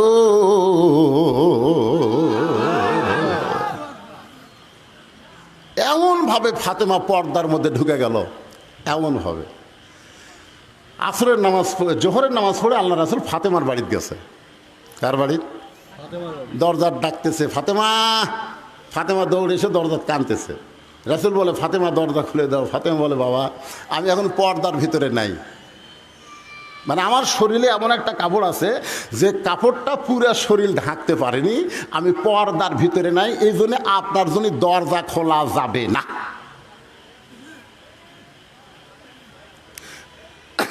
আল্লাহ রাসূল চলে গেলেন। আসরের নামাজের পরে নবীর মন আর সহ্য করতেছে না, নবী আবার ফিরে আসলেন। এসে বললেন, ফাতেমা একটু দরজা খোলো। ফাতেমা বলতেছে, বাবা আপনার কি ধৈর্য নাই? আমার পরনে এমন একটা কাপড় আছে যে উপর দিকে ঢাক পারে গেলে নিচের দিকে বার হয়, নিচে ঢাকলে উপর ঠিক মতো ঢাকে না। এইরকম অবস্থায় বাবার জন্যও দরজা খুলতে আমি শরম পাই। সঙ্গে সঙ্গে আল্লাহর নবী এক টানে গায়ের চাদর খুলে বললেন, ফাতেমা জানলার কাছে আয়। ফাতেমা যখন জানলার কাছে, নবী চাদরটা দিয়ে বললেন, মা এই চাদরটা দিয়ে তোর শরীর ঢাইকা তোর বাবার জন্য দরজা খুলে দে। ফাতেমা বাবার জন্য দরজা খুলে দিল। নবী তাকায় দেখে ফাতেমা এমন একটা ঘোমটা টানছে, ফাতেমার মুখটা পর্যন্ত দেখা যায় না। রাসূল বললেন, ফাতেমা কয়েকজন ব্যক্তির কাছে পর্দা করা লাগবে না, তার মধ্যে একটা হলো তোমার বাবা। এইভাবে মুখ ঢেকে আছো, তোমার মুখটাও যে আমি দেখতে পাই না। ফাতেমা বলতেছে, বাবা আমার মুখটা দেখলে আপনার বড় কষ্ট হবে, বাবা আপনি আমার মুখটা দেখেন না। রাসূল বলে, মা তোর মুখটা না দেখলে শান্তি পাইনি, একটু দেখতে চাই। সঙ্গে সঙ্গে ফাতেমা যখন ঘোমটা একটু টান দেয়, রাসূল তাকায় দেখে ফাতেমার চোখের নিচে কালিমা পড়ে গেছে। আল্লাহ নবী বলে, ফাতেমা তোর চোখের তলে মনে হয় তুই সুরমা দিয়েছিস মা। ফাতেমা বলে, বাবা এমন একটা গরিব আলীর সঙ্গে আমার বিয়ে দিছেন, ঠিক মতো সংসার চালাবার পারে না। আজ কয়েকদিন হলে আমার খাবার নাই, আমার পরনের ঠিক মতো কাপড় নাই, আপনার চাদর পরে আপনার জন্য দরজা খুলতে হয়। রাসূল বললেন, ফাতেমা বাল তুসিরুনাল হায়াতাদ দুনিয়া ওয়াল আখিরাতু খায়রু ওয়া আবকা। এই তুচ্ছ দুনিয়ার মোহে পাগল হইও না। তুমি এইভাবে কষ্ট করে স্বামীর সংসার করো পর্দার ভিতরে, আল্লাহ তোমার জন্য আখিরাত সুন্দর করে সাজায়া দিবে। 33 বার সুবহানাল্লাহ, 33 বার আলহামদুলিল্লাহ, 34 বার আল্লাহু আকবার আমল করো। দুনিয়া বেশি দিনের জন্য না, দুনিয়া ছাড়াই লাগবে। জোরে কোন কথা ঠিক কি না? আপনারা বলেন তো, ফাতেমা কি বেশি দিন দুনিয়াতে ছিলেন? খুব বেশি দিন ছিলেন না। আল্লাহ রাসূল দুনিয়া থেকে বিদায় নেওয়ার মাত্র 6 মাস। মাত্র কয় মাস? 6 মাস।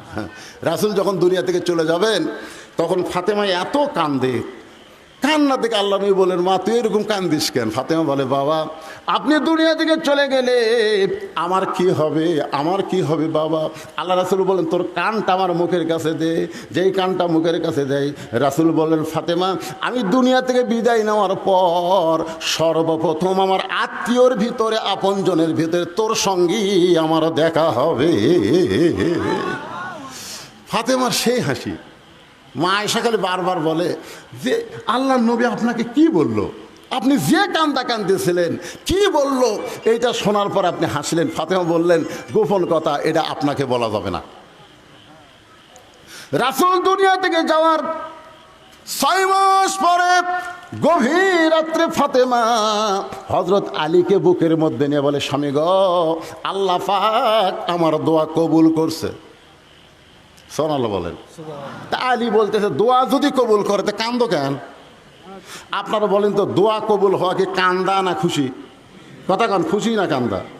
আলী বলতেছে, ফাতেমা কি দোয়া আল্লাহ কবুল করছে? ফাতেমা বলতেছে, আল্লাহ পর্দার মধ্যে আমার মৃত্যু দিবে, পর্দার মধ্যে আমার মৃত্যু দিবে, এই দোয়া আল্লাহ কবুল করছে। আলী কয়, পাগলি নাকি যে সারা জীবন পর্দার মধ্যে থাকছে, আল্লাহ তো তার পর্দার মধ্যেই মৃত্যু দিবে। যারা পর্দার মধ্যে বাংলাদেশও থাকে না, মরার পরে তারকে পর্দা হয়। জোরে কোন কথা ঠিক কিনা? আর তুমি সারা জীবনই পর্দার মধ্যে। আমাদের বাংলাদেশের মেয়েরা কি পর্দা থাকে? এরা মাথার চুল পর্যন্ত বেচা খায়। জোরে কোন কথা ঠিক, কথা কন না কেন? মেয়ে মানুষের কাপড় কয়টা? মরার পরে কয় কাপড়? আপনাকে সাধারণপুর কয় কাপড় দেয়? আপনারা জানেন না মেয়ে মানুষের কয় কাপড়? তো সবাই কর না একেবারে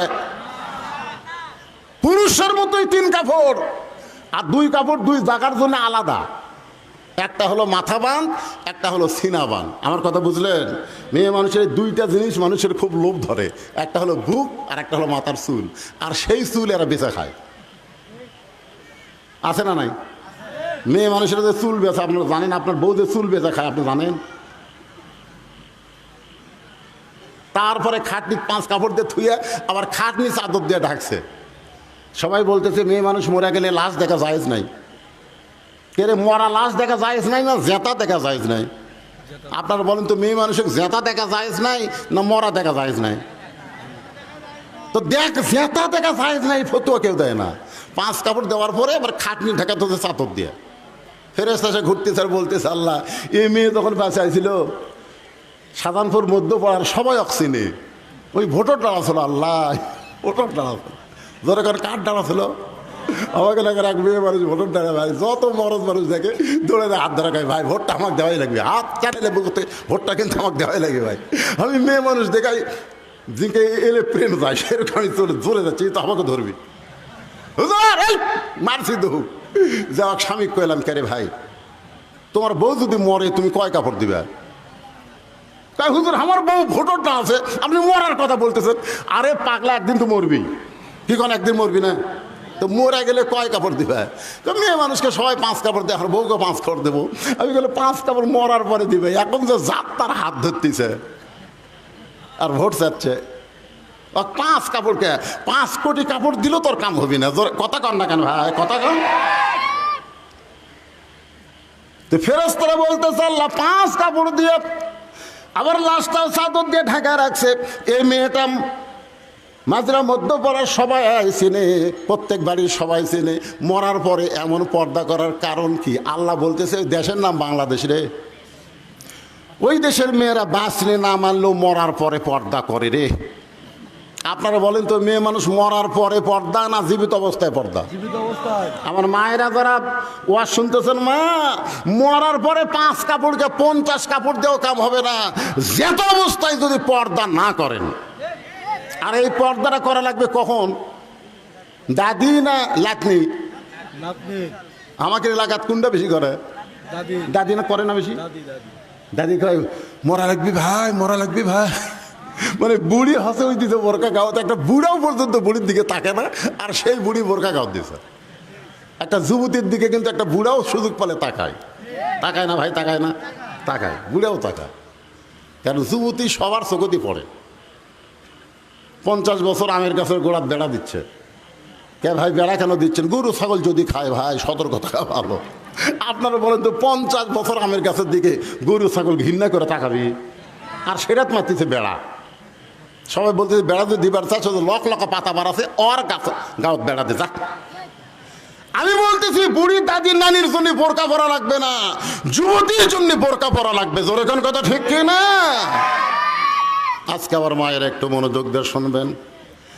আলী বলে ফাতেমা আল্লাহ তোমার দোয়া কবুল করেছে, তাহলে কান্দার কারণ কি? ফাতেমা বলে স্বামী গো, কান্দার কারণ হলো আজকে গভীর রাত্রে ফাতেমার মৃত্যু হবে। যেই কইছে গভীর রাত্রে ফাতেমার মৃত্যু হবে, গাছের গোড়া কাটলে গাছটা যেমন ঠাস করে পড়ে যায়, হযরত আলী তেমনি পড়ে গেলেন ঘরের মাজায়। মা ফাতেমা মুচকি মুচকি হাসতেছে, স্বামীর এরকম পড়া দেখে বউটা মুচকি মুচকি হাসতেছে। আপনারা বলেন তো গভীর রাত্রে কে মারা যাবে, আলী না ফাতেমা? কথা কয় না, কে মারা যাবে? তাহলে হাসতেছে কে? ফাতেমা। আর কাঁদতেছে কে? আলী। কান্না দেখে ফাতেমা মুচকি মুচকি হেসে বলে আমি জানি আপনি হলেন পৃথিবীর সবচাইতে বড় আলেম, আমি জানি আপনি হলেন পৃথিবীর সবচাইতে বড় বীর। যা সাকারাতুল মাউত হাক্কুন, যত সত্য আছে তার মধ্যে একটা সত্য হলো মরা লাগবেই। জোরে কোন কথা ঠিক কি না? আপনি যত সত্য আছে সব সত্য কিন্তু হিন্দুরা বিশ্বাস করে না, সব সত্য কিন্তু খ্রিস্টানরা বিশ্বাস করে না, কিন্তু হিন্দু বৌদ্ধ খ্রিস্টান ইহুদি সবাই বিশ্বাস করে মরা লাগবেই। কিন্তু আমাদের বাংলাদেশে কতগুলা বিশ্বাস কর না। তাহলে চাষটাল গল্প করতেছে হুমুকের ফাঁসি হলো, হুমুকের ফাঁসি হলো, লব উল্টে খায় কে রে শয়তান, তোর যে মৃত্যু হবি রে, ফাঁসির তারিখ আছে রে শয়তান, মরার কোনো তারিখ নাই। কথা কর না কেন, কথা কর না কেন? অপরের ফাঁসি নিয়ে চিন্তা করো, তোমার মরা নিয়ে তুমি একবারও চিন্তা করো না। আলীর কান্না থেকে ফাতেমা হাসতেছে আর বলতেছে আমি জানি আপনি হলেন পৃথিবীর সবচাইতে বড় আলেম। আপনারা বলেন তো আল্লাহর নবী যখন, তখন শিক্ষামন্ত্রীর নাম কি? হযরত আলী। আজকে এটা ক্লিয়ার হয়ে যায়। নবী যখন রাষ্ট্রপতি মদিনার ছিলেন ওই সময় শিক্ষামন্ত্রীর নাম কি? জোরে এখন না কেন, শিক্ষামন্ত্রীর নাম কি? হযরত আবু বকর যখন মদিনার খলিফা হলেন ওই সময় শিক্ষামন্ত্রী হযরত আলী। হযরত উমর যখন মদিনার খলিফা ওই সময় শিক্ষামন্ত্রী হযরত আলী। জোরে এখন সুবহানাল্লাহ। কারণ এইরকম জ্ঞানী মানুষকে শিক্ষামন্ত্রী করা লাগে ভাই। আজকে আমাদের বাংলাদেশের শিক্ষামন্ত্রী কে বেড়া কে? দরকার হলে শুক্রবারও স্কুল খোলা থাকবে। জোরে এখন কথা ঠিক কিনা? শিক্ষামন্ত্রী। শিক্ষার নৈতিকতা না থাকলে আমাদের সন্তানগুলো আর মানুষের চরিত্র রাখবে না, ওদের চরিত্র হবে জানোয়ারের চরিত্র। জোরে কর কথা ঠিক না? প্রাইমারির ক্লাস শুয়ে পড়ে ব্যাগ কান্দ নিয়ে খাড়া হয়ে পেশাব করে। আমি গেলাম কে রে বেটা, এই বসে থাকে ঘর, কোন ক্লাসে পড়িস? শুয়ে পড়িস চাষা, তো কেমনে পেশাব করা লাগে তোর স্যার তোকে শিখাইনি? ওকে চাষা দেখি খন প্রাইমারি পেশাবখানার যাই দেখি আমার সারই খাড়া হয়ে পেশাব করে, ওর সারি খারাপ পেশাব করে। উনি সেই শিক্ষা গ্রহণ করতেছে আর সেই শিক্ষার শিক্ষামন্ত্রী। আজকে আমাদের বাংলাদেশের সন্তানগুলো ভবিষ্যতে কি হবে চিন্তা করার দরকার আছে না নাই? জোরে কোন আছে না নাই? শিক্ষামন্ত্রী হযরত আলী। আল্লাহ রাসূল বলেন আনা মাদিনাতুল ইলমি ওয়া আলী বাবুহা, আমি হচ্ছে ইলমের শহর, আলী হচ্ছে তার দরওয়াজা। আপনি এত বড় জ্ঞানী হয়ে, এত বড় বীর হয়ে মরার খবর শুনে আপনি এমন করে কাঁদতেছেন কেন? কারণ আসলে যাইতে হবে। এ কথাটা সবাই বিশ্বাস করে সুন্দর করে সুরে সুরে বলেন, যাওয়া কিন্তু লাগবে। তাহলে সবাই বলেন আসলে। আল্লাহ কারা কারা বলতেছেন আল্লাহ? আচ্ছা এই কথা কি মিথ্যা না সত্যি? তাহলে একটু জোরে কর না কেন? আপনার কান্দের ফেরেশতারা ওরা কি মনের খবর জানে? তাই আপনি জোরে বললি তো ওরা লিখবে। আসলে কবে? আচ্ছা যাওয়ার যে বিষয়ে যাওয়ার তারিখ নাই, তাহলে আমাদের যে সাইজ বর্তমানে এই সাইজে যদি আমরা মরি ভাই, আপনি বলেন তো কোনো বেনামাজি যদি মরে যায় ওই কবরত যাওয়ার পরে প্রথম প্রশ্ন কি হবে? আপনারা এগুলো জানেন না? বেনামাজি মরিছে, মুনকির নাকি যা বলতেছে মান রব্বুকা, তোর রবকে? না না, বেনামাজি। বেনামাজি যা পিটন খাবি ভাই। আর নামাজি যখন কবরে যাবে মুনকির নাকির যখন বলবে মান রব্বুকা, তোমার রবকে? ওই যাক প্রশ্ন করতেছে আল্লাহ তার চোখত ঘুম দিয়ে দিবি, ওই ঘুমের থেকে চেতনি পাবি না। মুনকিন নাকির প্রশ্ন করতেছে মান রব্বুকা, তোমার রবকে।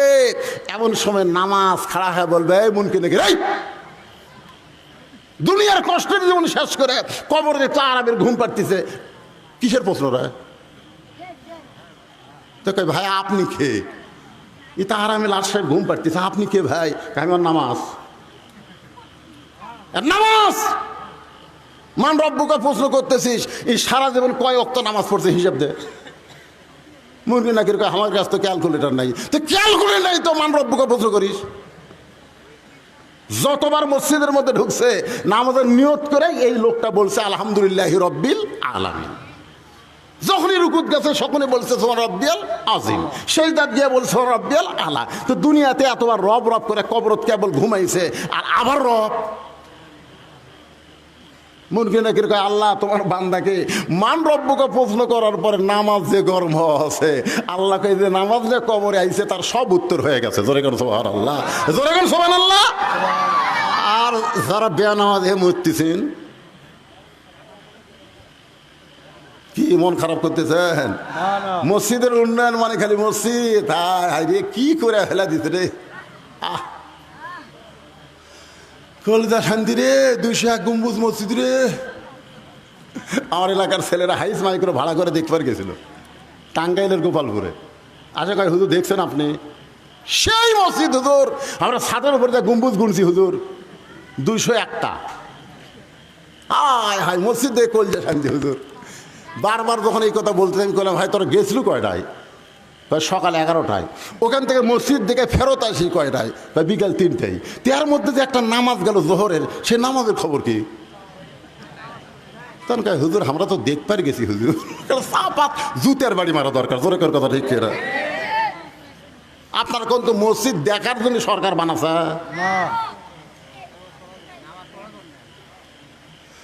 তাহলে মসজিদের উন্নয়ন মানে মসজিদকে সুন্দর করে সাইজ করা না, মসজিদের উন্নয়ন হলো মুসল্লি কালেকশন। জোরে কোন কথা ঠিক না? আজকে বাংলাদেশের বক্তারা মুসল্লি কালেকশন না করে খালি মসজিদে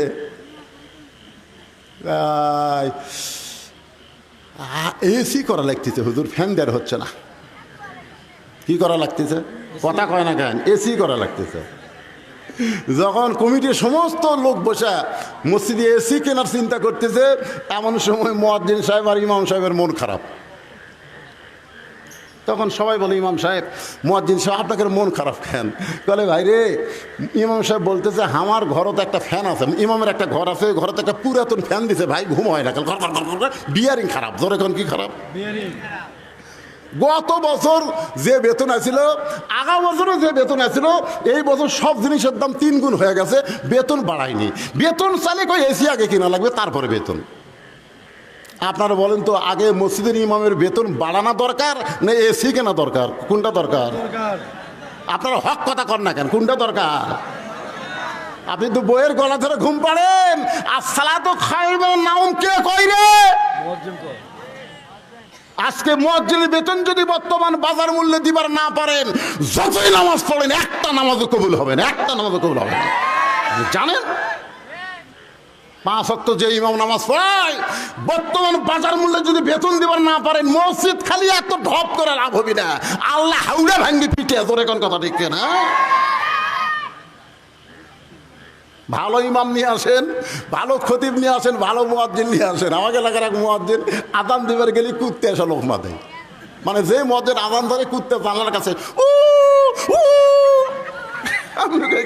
মুয়াজ্জিন আযান দেয়, কুত্তে এত গরম কে? আমি একদিন মুয়াজ্জিনকে বললাম কে ভাই কি? তো খুবই সমস্যা হুজুর, এই আযান দিবার আসলে কুত্তে এসে লোকমা দেয় করে। আমি বললাম মুয়াজ্জিন তুমি জানো তোমার দাম কত? বলে হুজুর আমার দাম কেমন? আমি তখন কোরআন থেকে একটা আয়াত তেলাওয়াত করলাম, ওয়ামান আহসানু কওলাম মিম্মান দাআ ইলাল্লাহ ওয়া আমিলা সলিহান ওয়া ক্বালা ইন্নানি মিনাল মুসলিমিন। মুয়াজ্জিন কয় হুজুর এই আয়াতটা আল্লাহকে আমার জন্য নাজিল করছে। আমি বললাম যারা আল্লাহ রাস্তায় দাওয়াত দেয় সবচাইতে বড় দাওয়াত হলো আজান দেওয়া, তার সাথে উত্তম ব্যক্তি আর কেউ নেই। কিন্তু যে ব্যক্তি দাওয়াত দিবে সে দাওয়াত অনুযায়ী তাকে আমল করা লাগবে। ও মুয়াজ্জিন সাহেব, কুত্তা করার কারণ হলো তুমি সত্যি করে বলো তো, তুমি তো মসজিদে আজান দাও, তোমার ছেলেমেয়েরা কি নামাজ পড়ে? মুয়াজ্জিন বলতে হুজুর আমার দুটো আইডিয়া আছে হুজুর, এই শালা আইডিয়ার আছে এতই পায় না। আমি বলি এই জন্যই কুত্তে এসে লোকমা দেয় যে মুয়াজ্জিন আগে তোর বেটাক চেতন করে তারপরে মসজিদে আয়। জোরে কোন কথা ঠিক কিনা? মুয়াজ্জিন মানে আমরা সবাই মুয়াজ্জিন। এক মুয়াজ্জিন মসজিদে আজান দেয়, আর প্রত্যেকটা বাড়ির বাবা তার সন্তানের জানলায় আজান দেওয়া লাগবে, বলা লাগবে। হয়তো মুয়াজ্জিনের আজানের চেতন পাবি না, কারণ আর্জেন্টিনার খেলা দেখে 3টা পর্যন্ত। জোরে কোন কয়টা পর্যন্ত? 3টা পর্যন্ত খেলা দেখে, ওর চোখত ঘুম নাই।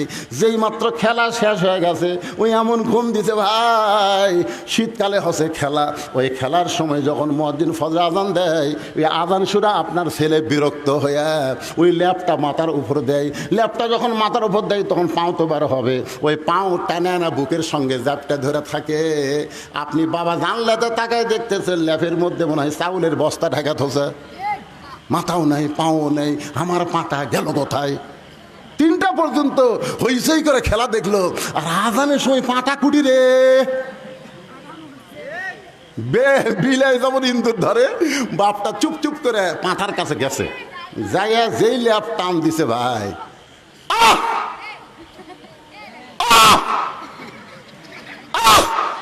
বেটা চিল্লা খাবা আপনি নামাজ পড়া বাদ দেয় আমার ঘরে ঢুকে করতেছেন কেন?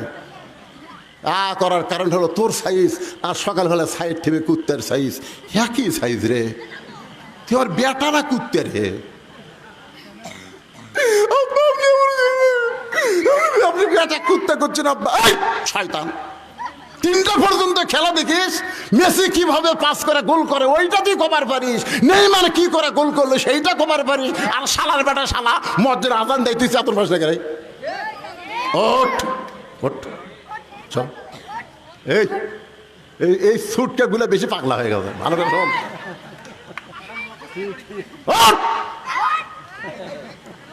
গোসল করবো না উজু করবো, কোনটা করবো কর, কারণ এখন দুটাই বলে করবে। তো এখন অজু করে মসজিদে নিয়ে গেছে, বাবা সুন্নত পড়ে বেটা সুন্নত পড়ে কাতার রেখে যায় আমার কাছে খাড়া হ। বাপ বেটা কাতারবদ্ধ হয়ে নামাজ পড়ছে। ফেরেশতা কয় আল্লাহ বাপ বেটা একসঙ্গে নামাজ পড়লো খবর কি?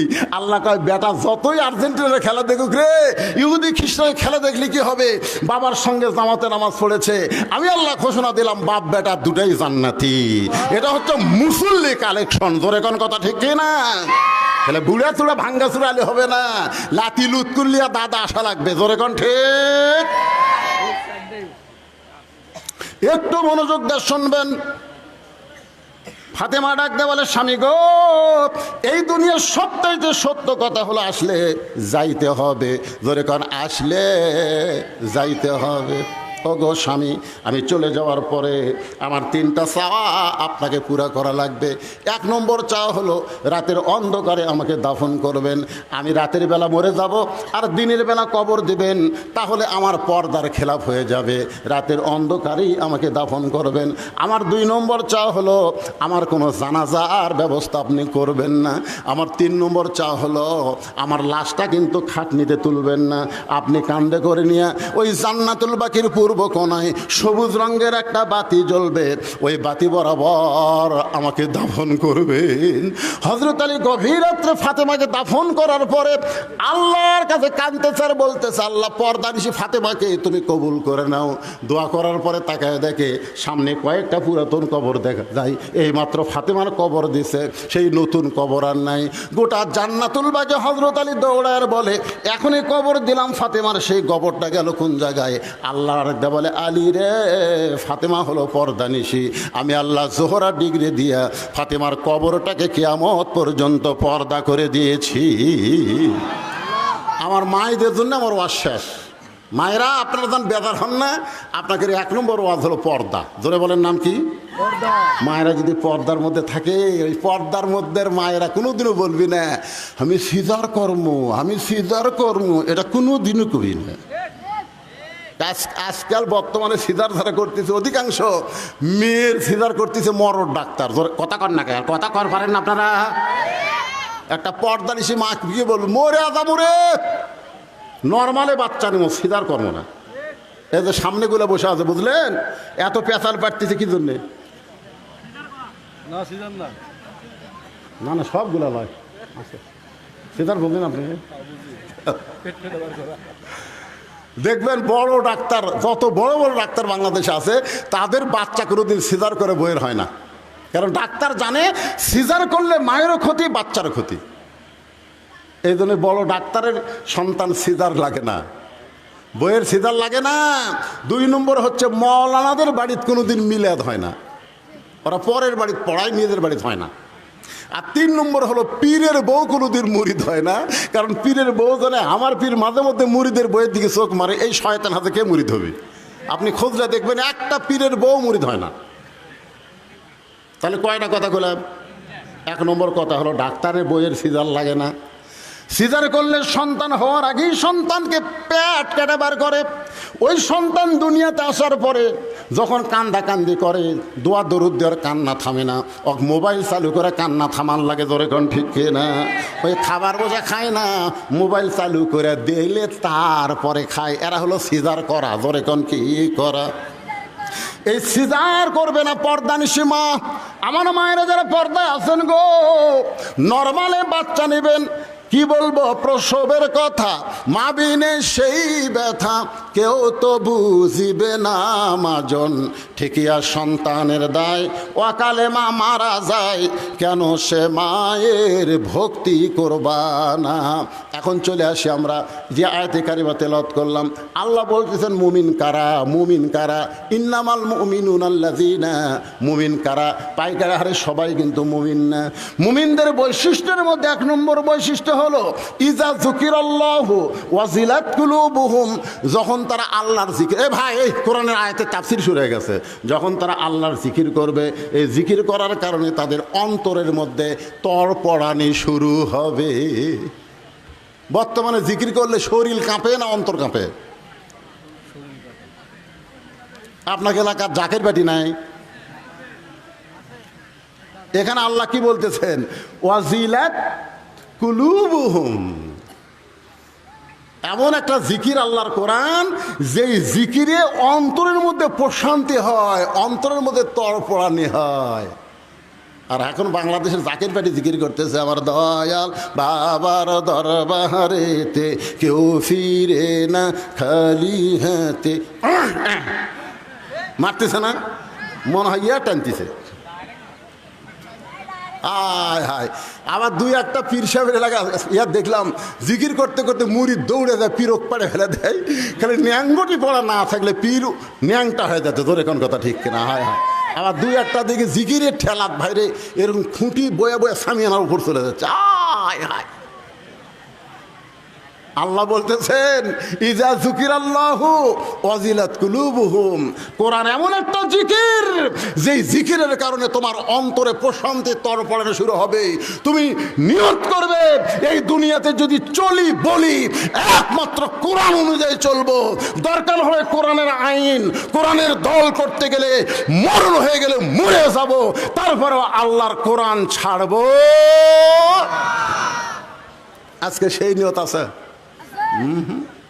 আল্লাহ রাসূল বলেছেন মান সাআলাল্লাহু তাআলা, এই হাদিসটা ভালো করে শোনেন, মান সাআলাল্লাহু তাআলা আশ-শাহাদাতা বিসিদকিন বাল্লাগাহুল্লাহু মানাজিলাশ শুহাদা ওয়া মাতা আলা ফিরাশিহি, রাওয়াহুল বুখারী কিতাবুল মাগাজি।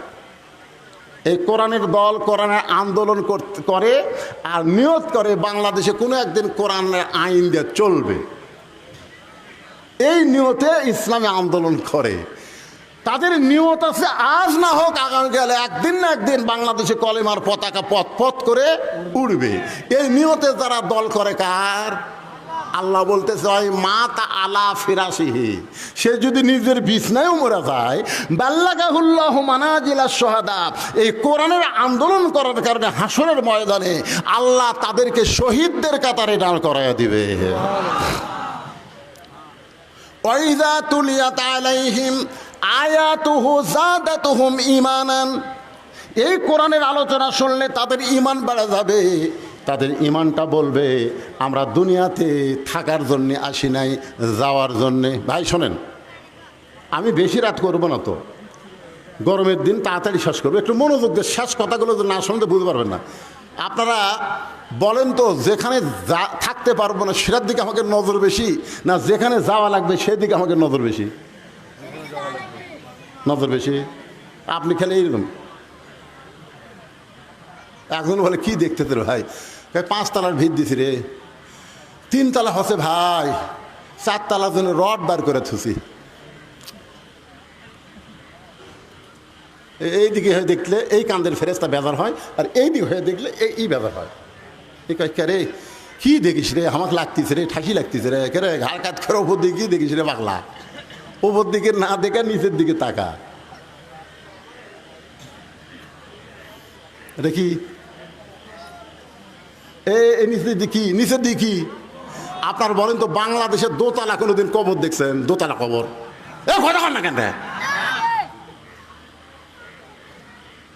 দোতলা কবর পৃথিবীতে আছে? আমি শ্রেষ্ঠ 2টা গোরস্থানে বারবার গেছি। একটা হলো জান্নাতুল বাকি, একটা জান্নাতুল মাওয়া, যেখানে প্রতিদিন মানুষ মারা যাচ্ছে, দাফন হচ্ছে, তারপরেও 2 তলা 3 তলা 4 তলা করেনি। তাহলে যেখানে যাওয়ার পরে 50,000 বছর কমপক্ষে থাকা লাগবে, সেটাই 1 তলা রে, তাও নিচ তলা। আর আমরা নিচ তলা গ্যারেজ করছি, নিচ তলা গ্যারেজ। তুই কোন তলার থাকিস? 5 তলাত। 1.5 লাখ টাকার খাট, 12,000 টাকার কম্বল। পৌষ মাসে ওড়ে তামানে দিয়ে খায়, আমার বাড়ি আমার ঘর, আমাকে নামাইকে। কান্দের ফেরেস্তা বলতেছে আল্লাহ, বলা লাগবে আল্লাহুম্মা বিসমিকা আমুতু ও আহিয়া। আমুতু আহিয়া না কয় কি করলো, আমার বাড়ি ঘর, আমাকে নামাইকে। আল্লাহ কেছে ঠিক আছে থাক। রাত 3টার সময় একটা ভূমিকম্প, জোরে কোন কি কম্প? 40 সেকেন্ডের ভাইরে, 40 সেকেন্ড। খালি 2 বার বিল্ডিং খালি কাঁপা উঠছে। ওই এত ফোর্সে নামছে, আর ল্যাপের মধ্যে লুঙ্গি খুলে আছে, ওটা ওই পরারই টাইম পায়নি, ওই ন্যাংটা হয়ে নামছে। জোরে কোন কি হয়ে নামছে? তো ফেরেশতারা বলতেছে আল্লাহ নামাইলা, তাই বলে ন্যাংটা করে নামালা। আল্লাহ কয় জনগণ যখন নামাবার পারবি না, আমার নামান হলো ন্যাংটা করে। জোরে কোন কথা, ঠিক কথা কন না কেন? আপনারা কি বলতেছেন? উঠছে দেখে আল্লাহর নামাবি না, কথা কন না কেন? নামাবি না তো ইজ্জুমান তাসা অত জিল্লুমান তাসা। তুমি সিঁড়ি বয়ে না উঠতে পারো না, লিফট দিয়ে উঠো। তুমি 20 তলা যাওয়ার 40 তলা যাও, তোমাকে নামতেই হবে। জোরে কোন কথা ঠিক না? তুমি 3 তলা বানাও, আর 4 তলা বানাও, আর 7 তলা বানাও, তোমাকে কবরে যাওয়া লাগবেই। জোরে কোন কথা ঠিক না? এই সত্য কথা বিশ্বাস আমরা করতে পারি না। যদি ওই কথা বিশ্বাস করি যে আসলে যাইতে হবে, যে কোনো সময় যাওয়া লাগবে, তাহলে আমাদের চাল চরিত্র ওই কাফের বেঈমানদের মতো হতো না, আমাদের চাল চরিত্র হলো মুসলমানের মতো। জোরে কোন কথা ঠিক না? যাদাতুহুম ঈমানা ওয়া আলা রাব্বিহিম ইয়াতাওয়াক্কালুন। সর্ব অবস্থায় আমরা একমাত্র ভরসা করব কার উপর? বৃষ্টি হলেই যে ঝড় হবে, তাই বৃষ্টি হলেই ঝড় হবে? আপনারা বলেন তো, এর আগে কোনোদিন বৈশাখ মাসে বৃষ্টির জন্য এত দোয়া হচ্ছে? কথা কন না কেন ভাই? আমি তো আমার 39 বছরে ওয়াজের বয়সে দেখিনি যে বৃষ্টির জন্য প্রত্যেক জেলায় জেলায় নামাজ। তারপরে যখন বৃষ্টি হচ্ছিল না, তখন আমাকে দুজন করছিল, হুজুর আপনার বিরুদ্ধে আর কাম হবে না হুজুর। আমরা তখন আর শরমে মানুষ কিছুই করতে পারি না, গুনগুন করে আমি আরবি দিয়ে বৃষ্টির দোয়া করি। শোনেন, এই যে নামাজ হচ্ছে, দোয়া হচ্ছে দেখে একবার বৈশাখ মাসে যে বৃষ্টিটা হলো আপনাকে এলাকাত, আপনারা বলেন তো বৃষ্টি হচ্ছে না ঝড় হচ্ছে? কথা কন না কেন? কোনো ঝড় আছে? এরা দোয়া কবুলের লক্ষণ রে পাগলারা। এর আগে বৈশাখ মাসে ম্যাক করলে আগে বাতাস হবি, ঝড় হবি, আম ফালাবি, আমের ডাল ভাঙবি, তারপরে পাথর হবি, তারপরে বৃষ্টি হবি। জোরে কথা কন না কেন? এ বছর কোনো ঝড় আছে?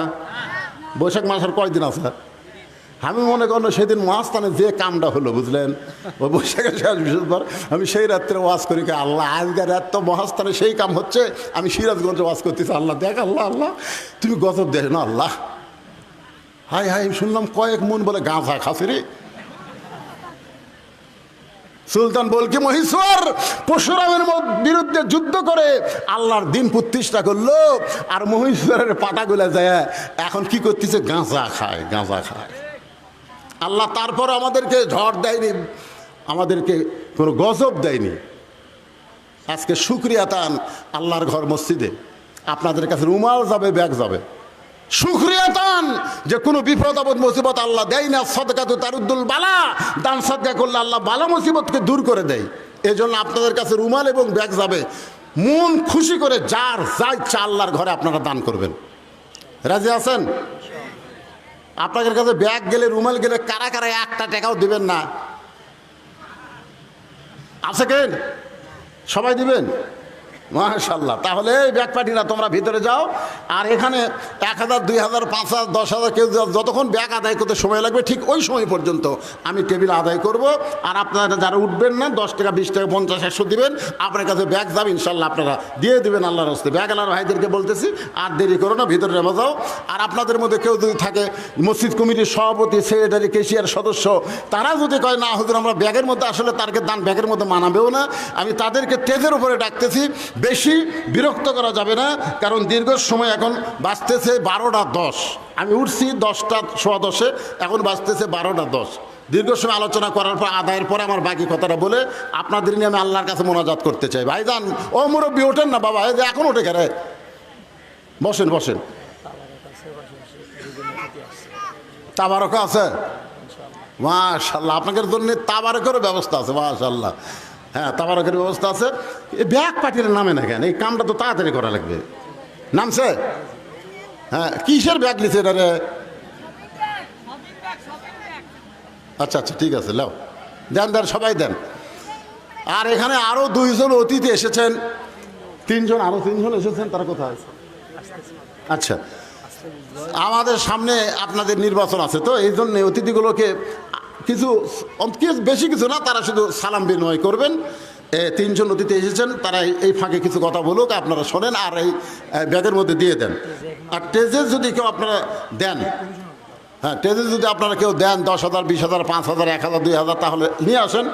আপনারা তো আদায় করছেন ইনশাল্লাহ। তারপরও যদি কেউ বাকি থাকে যে না আমরা হুজুরের হাতে দিব মসজিদের জন্য, তাহলে এখানে এসে দিতে পারেন। আসসালামু আলাইকুম ওয়া রাহমাতুল্লাহ। মাইক চালু করে দাও। আসসালামু আলাইকুম ওয়া রাহমাতুল্লাহ। সম্মানিত উপস্থিতি, আমাদের মধ্যে আসন্ন সাধারণ উপজেলা পরিষদ নির্বাচনে বিশিষ্ট সাংবাদিক, শিক্ষক জনাব সাজিদুর রহমান সবুজ উনি উপস্থিত হয়েছেন। উনি ভাইস চেয়ারম্যান পদপ্রার্থী। উনি এখন আপনাদের সঙ্গে সারা